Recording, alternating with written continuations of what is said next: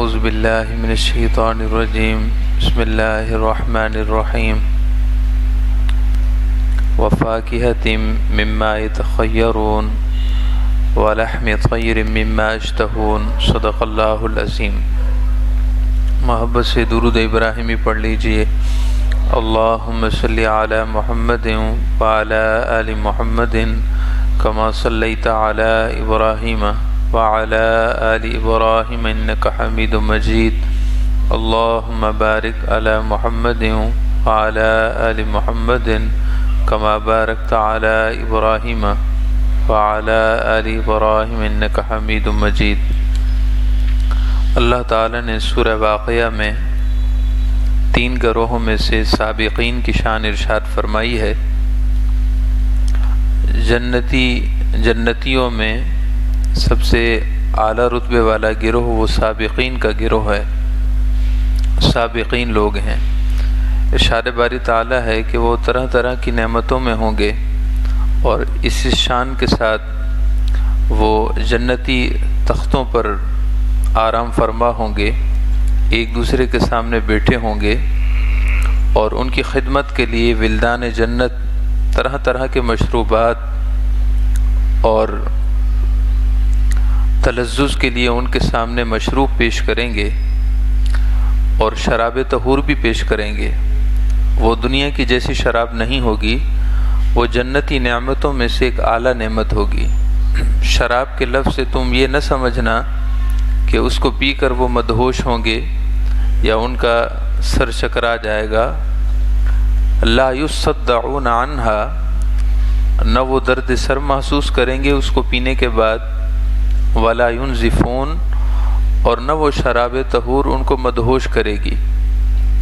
وہ اللہ تعالیٰ کی نعمتوں میں سے خاص نعمت ہوگی جس کی مثال دنیا میں نہیں ہے۔ اس کے بعد سورۃ الواقعہ کی آیت نمبر 20 میں ارشاد فرمایا وفاکہۃ مما یتخیرون، اور وہ جنت کے خادم ولدان جنت جو حسین و جمیل چہروں والے ہوں گے اور ہمیشہ اسی خوبصورتی کی حالت پر ہی رہیں گے، وہ ولدان جنت خادمین جنت ان جنتیوں کے سامنے پھل پیش کریں گے، ان کے سامنے پھل پیش کریں گے، فاکہہ پیش کریں گے، مما یتخیرون، کہ ان میں سے جو وہ چاہیں گے پسند کر لیں گے۔ جنتیوں کے سامنے کوئی 1-2 پھل پیش نہیں کیا جائے گا کہ بس وہی کھائیں، اس کے علاوہ کوئی ان کے لیے اختیار نہ ہو، آپشن نہ ہو۔ مفسرین نے فرمایا کہ مما یتخیرون کا معنی یہ ہے کہ ان کے سامنے بیک وقت انواع و اقسام کے پھل پیش کر دیے جائیں گے۔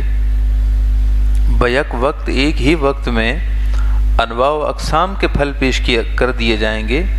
ان کی جو طبیعت چاہے وہ پھل اٹھا لیں گے، جو ان کا من چاہے گا وہ پھل کھا لیں گے۔ ایسا نہ ہوگا کہ ایک وقت میں 1-2 قسم پھل ہی پیش کیے جائیں۔ جنت کے خادم ولدان جنت ہر طرف سے ان کے سامنے مختلف قسم کے انواع و اقسام کے پھل پیش کریں گے، مما یتخیرون، جو وہ چاہیں گے پسند کر لیں گے۔ حضور نبی اکرم رحمت عالم صلی اللہ علیہ وسلم نے ارشاد فرمایا کہ ایک جنتی چاہے گا کہ میں فلاں درخت کا فلاں پھل کھاؤں، میں فلاں درخت کا فلاں پھل کھاؤں، تو اس درخت کی وہ ٹہنی اس کے سامنے جھک جائے گی، صرف اس کی چاہت پر، صرف اس کی چاہت پر، صرف اس کے خیال پر۔ وہ زبان سے کچھ نہیں کہے گا کہ اے اللہ مجھے یہ پھل چاہیے یا مجھے اس کے کھانے کی طلب ہے، بس اس کے جی میں آئے گا، اس کی خواہش پیدا ہوگی تو جنت کا وہ درخت، اس کی شاخ اس کے سامنے جھک جائے گی اور اس سے توڑ لے گا۔ یہاں سے معلوم کیجئے کہ اگر جنت کے ایک درخت کو اللہ تعالیٰ نے یہ شان دی ہے کہ وہ ایک جنتی کے ارادہ دل سے آگاہ ہو جاتا ہے، تو پھر انبیاء اور اولیاء کی تو بڑی شان ہے۔ جنتی ایک درخت اگر جنتی کے دل میں آنے والے خیال اور خواہش پر آگاہ ہو سکتا ہے تو جن کے صدقے جنت ملنے والی ہے ان کی کتنی بڑی شان ہے، انبیاء اور اولیاء کی کتنی بڑی شان ہے۔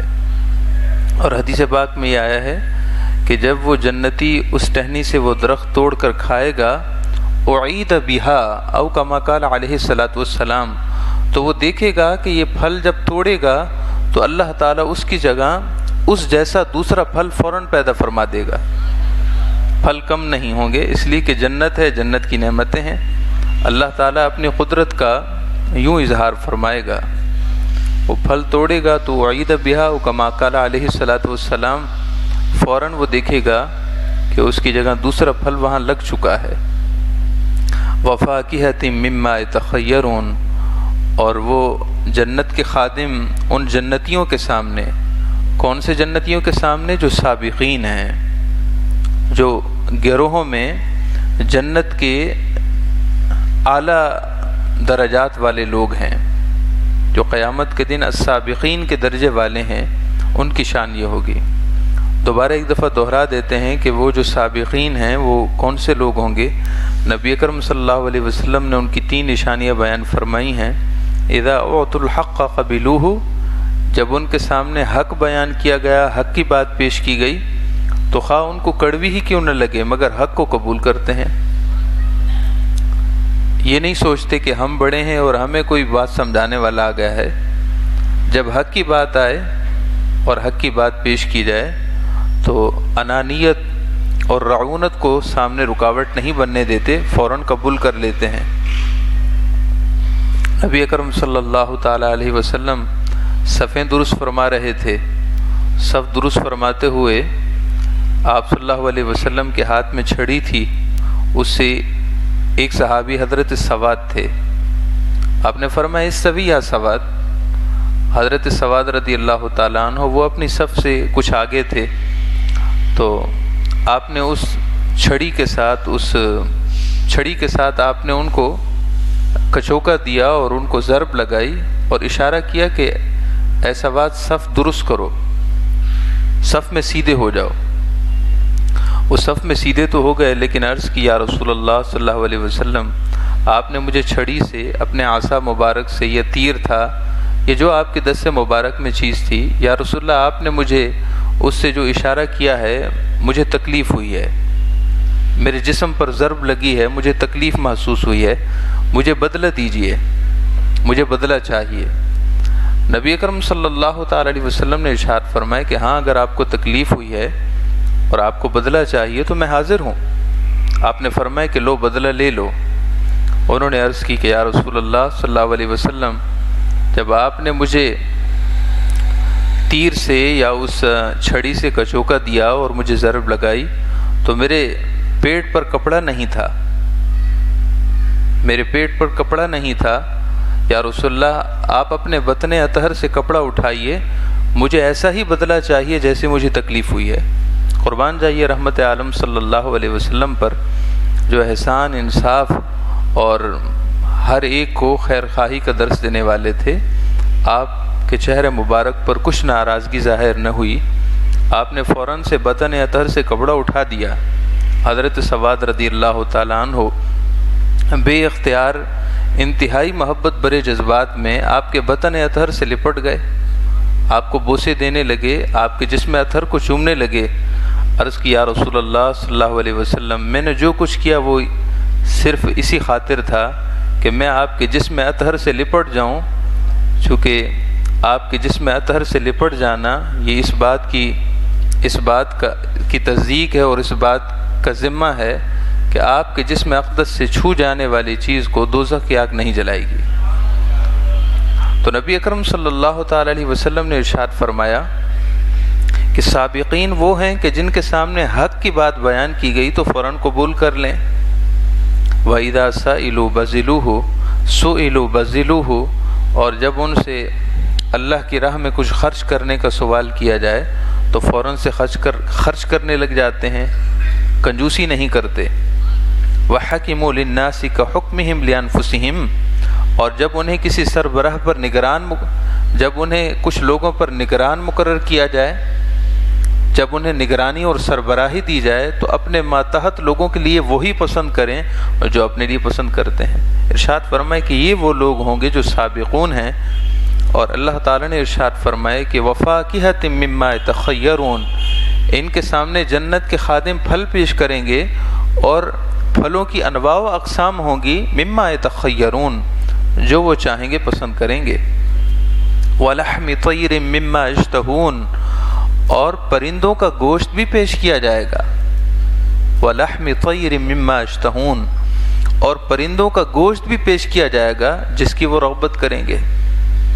آپ کو معلوم ہونا چاہیے کہ عام جو پالتو جانور ہیں ان کا گوشت آسانی سے مہیا ہو جاتا ہے اور ہر شخص کو مہیا ہے، لیکن من پسند پرندوں کا گوشت وہ انہی لوگوں کو میسر آتا ہے جن کے وسائل ہوں، جن کے ذرائع ہوں، جن کے وسائل اور ذرائع ہوں۔ اللہ رب العزت نے جنت کی نعمتوں کے بیان کے ضمن میں خاص طور پر پرندوں کی گوشت کا ذکر فرمایا ہے، تاکہ جنت کی ان بے بہا نعمتوں کا اندازہ ہو کہ وہ دنیا کی نعمتیں جو تمہیں کبھی زندگی میں نصیب نہ ہوئی ہوں، اللہ تعالیٰ نے جنت میں تمہارے لیے ہر وقت مہیا کر دی ہیں۔ ہم میں سے بہت کم ہی لوگ ہوں گے جنہوں نے پرندوں کا گوشت کبھی کھایا ہوگا، پرندوں کا گوشت، مختلف انواع و اقسام کے پرندوں کا گوشت کھایا ہوگا، اور بعضوں کو تو ایسا بھی معلوم نہ ہوگا کہ کون کون سے پرندے ہیں جو حلال ہیں، کون کون سے پرندے حلال ہیں۔ کبوتر حلال ہے۔ مصر میں لوگ کبوتر کا گوشت اس طرح استعمال کرتے ہیں جس طرح کہ بر صغیر پاک و ہند کے لوگ مرغی کا گوشت استعمال کرتے ہیں۔ جس طرح ہم مرغی کا گوشت استعمال کرتے ہیں روزمرہ روٹین میں، معمولات میں، مصر کو لوگ کبوتر پالتے ہی اس غرض سے ہیں کہ ان کا گوشت استعمال کیا جائے۔ کبوتر کا گوشت حلال ہے۔ تو اللہ رب العزت نے جنت کی نعمتوں کے ضمن میں خاص طور پر پرندوں کے گوشت کا ذکر اس لیے فرمایا ہے تاکہ ہم لوگوں کی رغبت ہو اور ہمیں یہ احساس دلایا جائے کہ جنت میں ہر وہ نعمت مہیا ہوگی جس کو دنیا میں تم بہت بیش قیمت سمجھتے ہو۔ وَلَحْمِ طَيْرٍ، وہاں پرندوں کا گوشت بھی ان کے سامنے پیش کیا جائے گا، مما یشتہون، اس میں بھی آپشن ہوگا، اس میں بھی انہیں اختیار ہوگا، جس پرندے کا وہ گوشت چاہیں گے اسی پرندے کا گوشت انہیں پیش کیا جائے گا۔ اور نبی اکرم صلی اللہ علیہ وسلم نے ارشاد فرمایا کہ جنت کے پرندے بھی شان والے ہوں گے، وہ فضا میں اڑتے ہوں گے اور ان کا چہچہانا بھی اللہ کی تسبیح ہوگا۔ وہ جنتی فضاؤں میں اللہ تعالیٰ کی تسبیح کے نغمات پڑھتے ہوں گے، اللہ تعالیٰ کی تسبیح کے نغمات گاتے ہوں گے۔ اب اللہ اور اس کا رسول بہتر جانتا ہے کہ وہ سبحان اللہ و بحمدہ کی تسبیح پڑھتے ہوں گے، سبحان اللہ العظیم کی تسبیح پڑھتے ہوں گے۔ اللہ تعالیٰ کے بے شمار صفاتی نام ہیں، ممکن ہے کہ ہر پرندہ اللہ تعالیٰ کی کوئی نہ کوئی صفت الاپتا ہو اور پڑھتا ہو۔ اور آپ صلی اللہ علیہ وسلم نے حدیث پاک میں یہ بھی ارشاد فرمایا کہ ان کی آواز اس قدر حسین و دلکش ہوگی کہ اس قدر خوبصورت آواز دنیا میں کسی نے نہ سنی ہوگی۔ پرندوں کے نغمات، ان کی بولیاں اور ان کے لحن، ان کے سر اور ان کا سر اس قدر عظیم و جمیل ہوگا۔